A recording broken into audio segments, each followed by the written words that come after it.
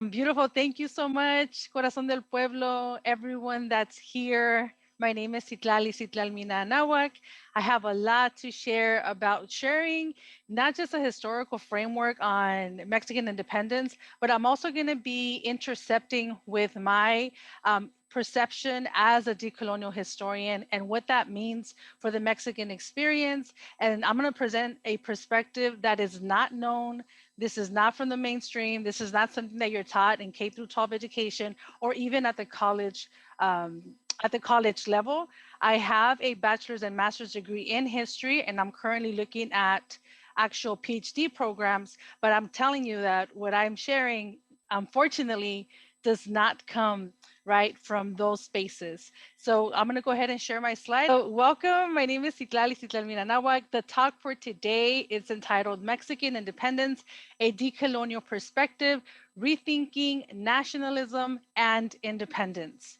This is more kind of like a social commentary on information that I've acquired for the last 26 years. First and foremost, let me properly introduce myself and contextualize who I am and where I'm coming from. I am the fourth generation removed from a Nahuatl speaking community of Jalisco, Mexico. I identify as a detribalized Mexicana.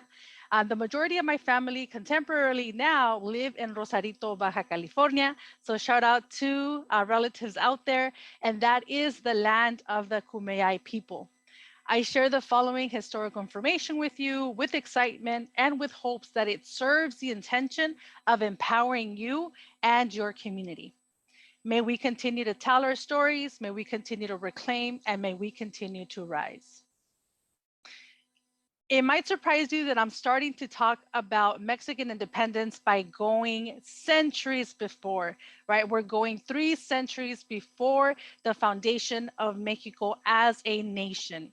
So because of that, I want to kind of give you a reinterpretation of the Spanish conquest because it has a lot to do with the racial and social thinking that brought together the national project that we know of Mexico. So when we're looking at the contemporary view of the Spanish conquest, it's important for us to be more critical about how that particular history has been told to us, because in it, it reflects the need to challenge these massively manufactured mainstream narratives. So what we're taught about the Spanish conquest, right? You're going to see why this is connected in just a bit. So, what is the usual image that we have of the Spanish conquest? What is the usual narrative tell us? The traditional narrative says that the Spanish had the necessary artillery, intelligence, and technology to defeat the Mexica, what is known as the Aztec Empire at the time. They alone, the Spanish alone, keyword alone, planned and orchestrated this mass fall. And of course, we've been bombarded with art that glamorizes and glorifies the Spanish presence in Mexico and other areas of Mesoamerica. But this is a narrative that, as you're going to learn, has greatly been constructed throughout the centuries, and it fits perfectly in the creation of the Mexican independence movement. So the traditional narrative exists for so long and continues to be taught to many people today because it upholds many institutions and many systems of power. This traditional narrative serves the purpose of upholding white supremacy by reinforcing the belief that Spaniards were naturally superior, right? So the biological factor here, it paternalizes indigenous people as easy to manipulate and lacking agency. And lastly, it justifies, right? It justifies the current racist hierarchies that we see in Mexican culture. So what I'm going to share with you is we're really excited about the interpretations being offered by Federico Navarrete. Federico Navarrete is presenting to us a very different perspective. Corazón del Pueblo, did you want to say something? I see a hand. I'm sorry. Yes, Lali. I was just wondering if you could just speak a little slower for our translators, please. Oh, I'm so sorry. Thank you for that. Thank you. So what we're going to look at is the interpretation of the Spanish conquest by Mexican historian Federico Navarrete. And it's important that we give this analysis time and reflection, because you're going to see it builds so much of the politics that were relied on, right, in the 19th century, when it goes back and kind of reflecting and retroactively perceiving the so-called Spanish conquest. Traditionally, many historians have relied on European archive, on European produced documents, on European letters, on letters of Cortez, letters of other colonizers at that point. It is very rarely seen and very rarely centralized when they actually give the voice and centralizing the perspectives of indigenous people of Mesoamerica. What we're going to look at just as one. So I was saying the conquest of Mexico has heavily been relied on European produced primary sources, letters, documents, maps that have an authorship that comes from a European perspective, European worldview. Thankfully, we have now a lot more attention being given to indigenous produced documents that tell us a very different interpretation and description of what happened in 1519 and the actions of what we know today as the Spanish conquest. So just one example of that is the lienzo de Tlaxcala, or known as the Tlaxcala canvas. The lienzo de Tlaxcala was painted by an unknown Tlaxcalteca artist in 1552. The work was commissioned by the Spanish colonial authorities during the government of the Viceroy of New Spain, Luis de Velasco, with the aim of summarizing and representing the conquest of Mexico with showing the loyalty to the Hispanic monarchy. So this is a reconstruction of what the lienzo de Tlaxcala looks like. This is what I'm showing you now is the original lienzo de Tlaxcala. This is basically a Tlaxcala perspective of what took place, right? And they show the monarchy how they participated and how they helped establish the power over Mexico. Now, these are the important facts that I want us to revisit, and this comes from Federico Navarrete. The slide is produced in the Spanish language, and I am offering some translation, if you can see, and the text that is following. So when we look at the math and we actually look at who was part of the warriors and the soldiers that brought down the Mexica Empire, we're looking at a very, very different perspective. It was not 500 handful of Spanish, right?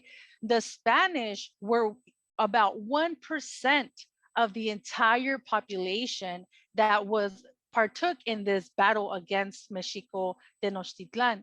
If you look here at the illustration, the red person here, the red man, represents the Spanish presence. All of the green men represent the indigenous alliances. And they're not just Tlaxcalteca. If you look at the bottom, we're looking at different indigenous nations that participated. We have Huechotzinca, Tachalca, Texcocanos, Tlaxcaltecas, and dozens of other indigenous nations. Not only were they outnumbered by indigenous people, but the Spaniards were able to survive those years, those 2 to 3 years, because of indigenous assistance. They were provided military protection. The Spanish did not know the geography. They did not know how to sustain themselves with food. They did not have the resources to be able to survive, right, that arrival. But because if indigenous cultures, many worldviews were not seeing them as someone completely out of this world, part of the military culture and many Mesoamerican societies was to assist and to have some type of political compromise. So again, they were provided with military protection, geographical information, diplomacy. They were given food, right? They were sustained through food. They were given services and support by indigenous women, right? That would travel with them and provide them food and clothing. And as we look at and we know of Malintzin in the case of translations. So very easily, the Spanish could not have survived alone, like the traditional narrative tells us, that they alone did all of this magnificent um, battles and military thinking. They survived and they lived because indigenous peoples helped them survive through the initial arrival. Tlaxcala, it's important for us to know because Tlaxcala is someone that is not generally talked about when we talked about the conquest of Mexico. They actually received 300 years of autonomy.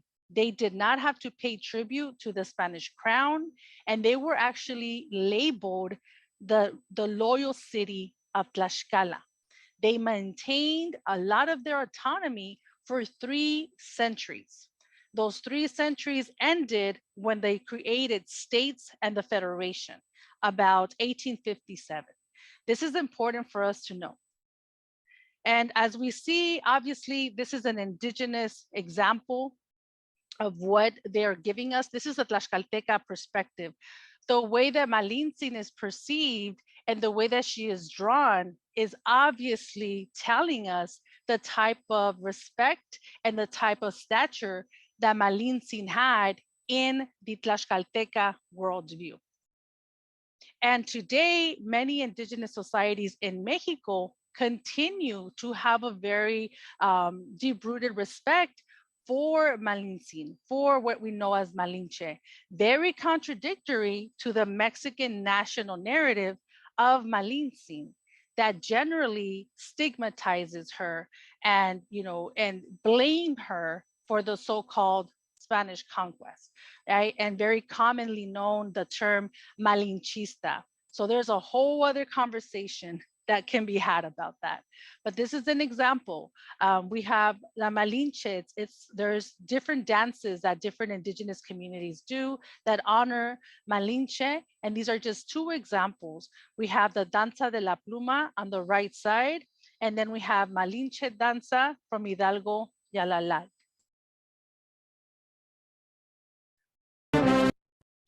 So there's a lot that I'm skipping over, but I wanted to get to that so that we can get to the creation of the Mexican state, Mexican nation.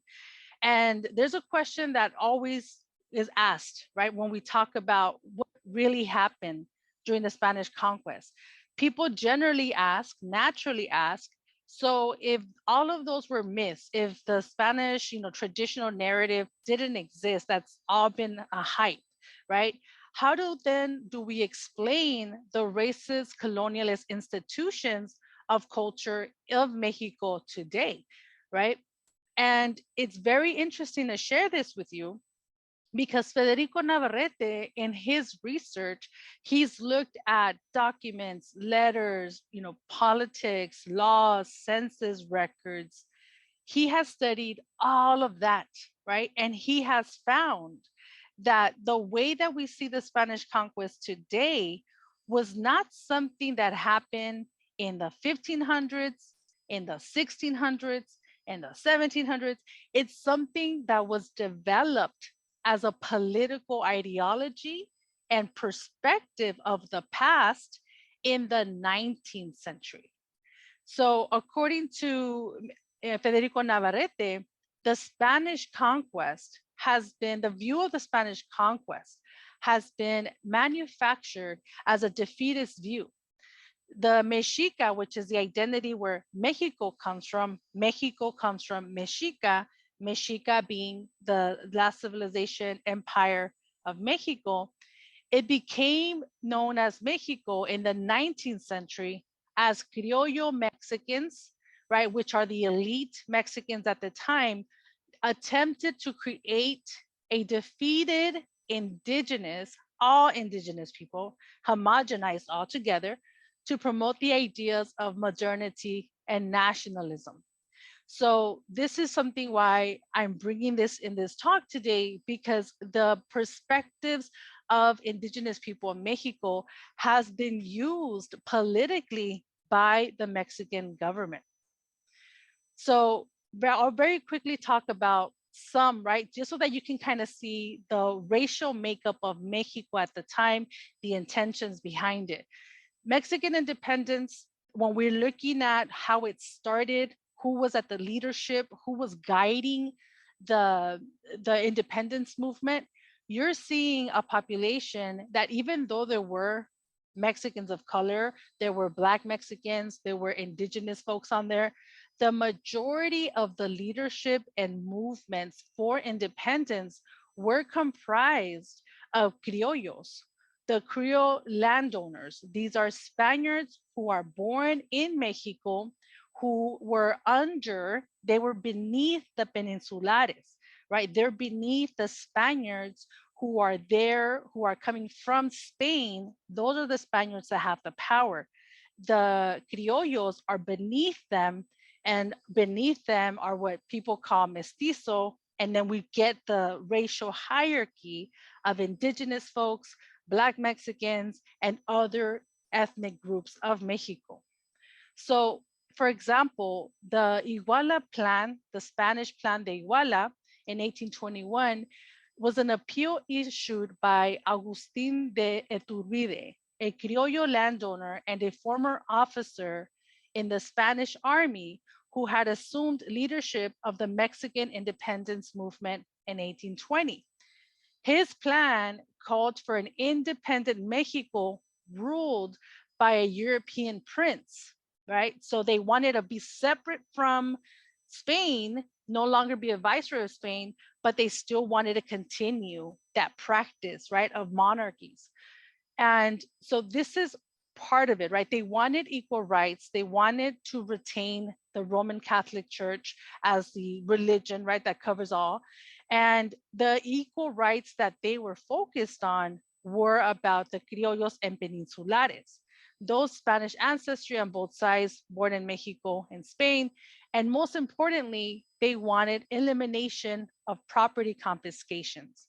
So this is an economic repression of criollos and peninsulares. This is a battle among their privileges on indigenous territory, right? So we do see indigenous folks participating. We see Black Mexicans participating, but the leadership, the guidance of all of this is through the criollo lens, is through this perspective of independence, but not thinking about indigenous people, not thinking about Black Mexicans.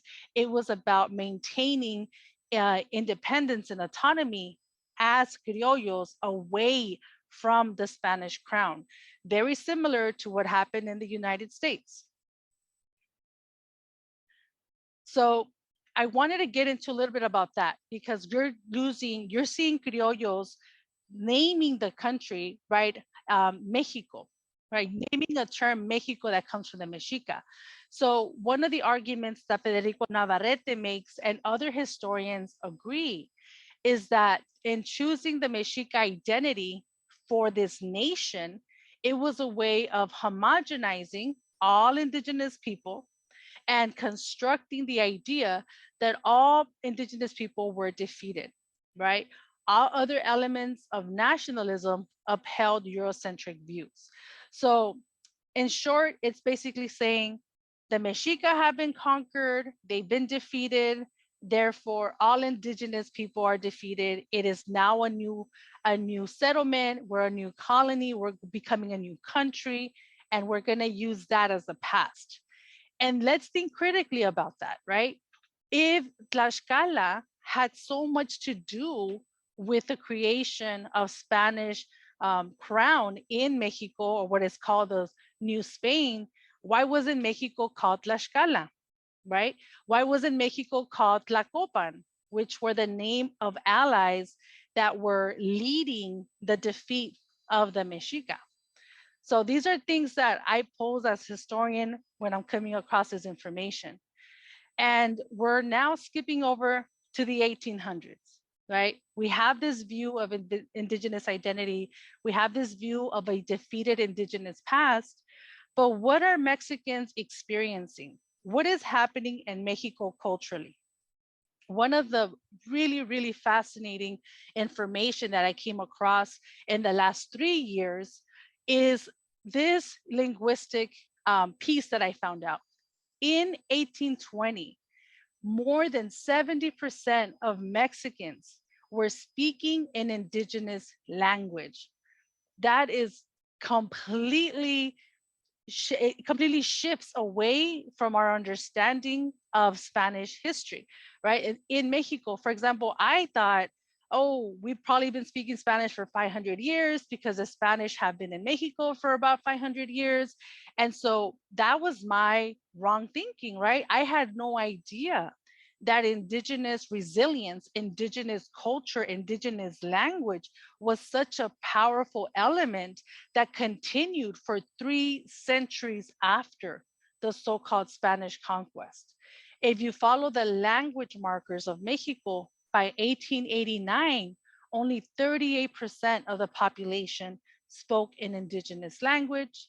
And then we have in 1824, around the same time in the middle, you have a Mexican constitution that is written at the time where the majority of Mexicans are speaking an indigenous language. You have a constitution that is written in Spanish, which is a reflection of power. It's the reflection of the criollo leadership position that was establishing itself as the guiding force of nationhood, reflecting that culture and completely ignoring the 70% of Mexicans that were not Spanish speakers, right? So this information is crucial in understanding the different elements that were overlooked when nations are formed, right? In this specific case, when the Mexican nationhood was created. Let me give you a few examples of how this was done and how this impacted Mexican people at the time of the creation of the Mexican nation. In the findings of Federico Navarrete, he found that in the census records between 1821, right, the beginning of Mexico as a nation, and 1910, which is around the time of the ending of the Mexican Revolution, 3.5 million indigenous people were categorized to mestizo. This is huge. This is huge. Why? Because we're talking about a government that was trying to distance itself away from being indigenous, right? From being black, from being brown, and to try to forge an identity that was more telling and more fitting of the new national goals, right? The new national identity that was being formulated. So when we're looking at the census records, we're seeing that by the time the 1930 Mexican census came out, 30%, and I'm reading from the slide here, 30% of the entire Mexican population who had been identified as indigenous was now instantly categorized as mestizos. And there's a political reason for this, right? People are like, well, why? What's the purpose of that? Well, historians argue that this was done to repress what the elite called the casta wars. There were not in existence, no casta wars were ever documented, but it was this fear. There was this fear that indigenous folks, Black folks, would uprise, right? Uprise and destroy the haciendas, destroy the Spanish buildings. It was just a fear that was played out. And so, because of that fear of indigenous political power, They did this to erase the power, right? And say, there's not that many of them, right? They're all mestizo now. So there's less of a threat to this new nation, to this elite economic system that was privileging a racialized Mexican society. So the white elite feared that they would lose their power. So you're looking at that, you're looking at the census reports, and this is not, interestingly, not just happening in Mexico. I have also talked to other historians from Chile, from Uruguay, from Brazil, who talk about the sentiment of winding up a population was very popular in the 19th century throughout what we know as Latin America. It's a very popular movement that took place. So, in essence, what we're looking at here is that mestizaje was not a racial reality because, according to the records, more people tended to marry within each other, right, than outside of their social groups.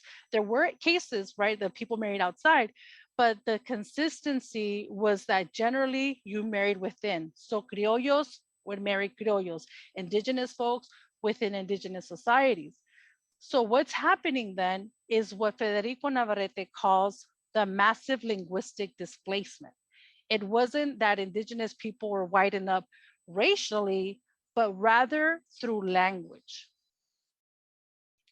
And this is exciting to know because, as those of you who have indigenous lineage, you're seeing that 200 years ago is not that long ago, right? If you start putting together your family tree and you start asking questions in your family, for those of you who did not grow up speaking your indigenous language and connected to your community, a lot of us have been displaced over time because of racist policies of Mexico that were forcing indigenous people to stop being indigenous, to stop speaking an indigenous language. And at that point, we see this whole idea of mestizaje. It's don't speak indigenous, speak Spanish. Don't practice indigenous, traditions. That's backward. Be Spanish, speak Spanish. This is a new culture. This is a new race. So I ask people to ask your family members, the elders, and you'll find out that there is a high chance that in your family tree, you had indigenous language was spoken at one point. And as I begin to wrap up, I want to introduce Yasnaya Elena Aguilar Gil. Yasnaya is someone that I really recommend to you to read. She is a Mije linguist, activist from Mexico who focuses on language preservation, but most importantly, on talking about and researching nationalism and language patterns as they are impacted by colonization and nationalism. Let me read to you the following quote that I translated. So I am responsible for the errors on this. She says in 1820, approximately 70% of the population in Mexico spoke an indigenous language. Now we are just 6%. The large majority of the people who identify themselves as mestizo were actually de-indigenized over the last 200 years. The state needed to portray as mestizo instead of indigenous. For this reason, the state, and she refers to Mexico state as state, not nation, the state stripped them of their languages, cultural elements, and sense of belonging in order to assign them a more whitewashed identity called mestizo, a Mexican identity constructed with diverse elements from a variety of places, peoples, and traditions. And I don't have much time to go through what she says here, but I will share the article with Corazón del Pueblo, so hopefully they can get this to our viewers. But she's talking about how, I'll just read the first question. She says, 200 years ago, the state we now call Mexico was established. After 300 years of Spanish conquista, in 1862, 65% of the population spoke an indigenous language. Spanish was a minority then. How did they become the minority? Did we suddenly decide to abandon our languages? Not quite. It had to do with the process driven by government policies that stripped them of their value in favor of a single language, Spanish. And this is something really powerful. To the right, you'll see how she's using different indigenous languages of Mexico to call Mexico, right? If Mexico came from the Mixteco language, shout out to the Mixteco community, the Chichimeco, the Mazateco, or the Chinanteco, right? If those languages are used to call Mexico, that's what she is offering would be the replacement of Mexico. Some of the work that I want to highlight for those of you who are interested in reading more about this argument and this perspective, I'm looking at Guillermo Bonfil Batalla, who was talking about and being critical about how Mexico is portrayed as a mestizo country, who wrote in 1987, Mexico is not a mestizo country. It's rather a country whose majority population continues to be rooted in Mesoamerican civilization. And for time's sake, I won't go over this too much, but I want to show you the literature that is being produced in Mexico, right? And this is after the establishment of Mexican nation. We're looking at the economic models, the racial ideas that keep continuing, they keep growing, that are eugenist, that are anti-indigenous, anti-Black, and this was popularized in the 20s by Jose Vasconcelos. And there's a lot of racism in his writings. And that is used to merge this idea that Mexicans are a new nation, that we're no longer indigenous, that we're not Spanish, but yet we are a mix of two. And there's a lot of biological racism that goes into those arguments. And lastly, I will leave you with some of the work from Federico Navarrete. He wrote a short essay, which is powerful, and I recommend you all to read, called México Racista, una denuncia. Part of that is him confronting the national ideas that are normalized in Mexico that allow such racism to exist, in which the 43 students of Ayotzinapa are killed and so many other Mexicans disappear every day, which he argues has a lot to do with colorism and the racism of Mexico that makes people feel immune to feeling the pain and tragedy that happens because of that racial violence. And after that, we'll get into the post-Mexican Revolution. I just want to show you how there were actual policies that were given to reduce indigenous identity and languages. Like we have boarding schools in the United States, there were also indigenous schools in Mexico known as escuelas bilingües, bilingual schools, whose purpose it was to de-indigenize students, make them speak Spanish, right? Become a Mexican citizen, which was not to become indigenous. I don't have time to get into this policy, but again, in the whole idea of winding up of Mexico, we have immigration laws that favored European immigrants into Mexico.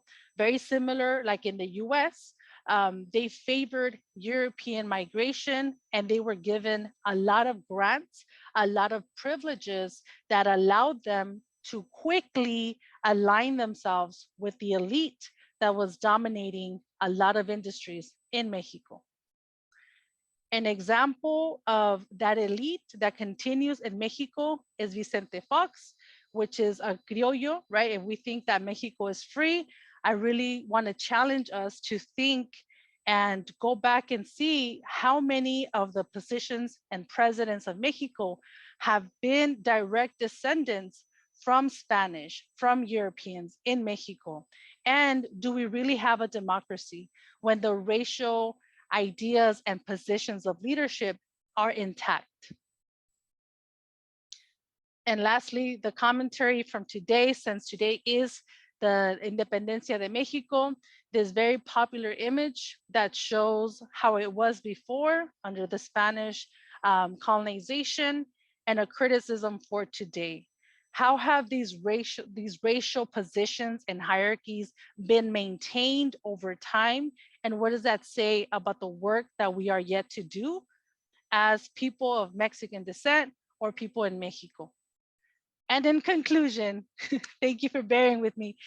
The conclusion of my talk is I love seeing my people dancing, eating our delicious ancestral foods. I love how joyous we are. Don't get me wrong. But I wonder how much more joy and energy we would have without the continuous racist structures of colonialism that still dominate our access to resources, leadership, and education. I create educational content in hopes of sharing this information that has been institutionally kept from our communities.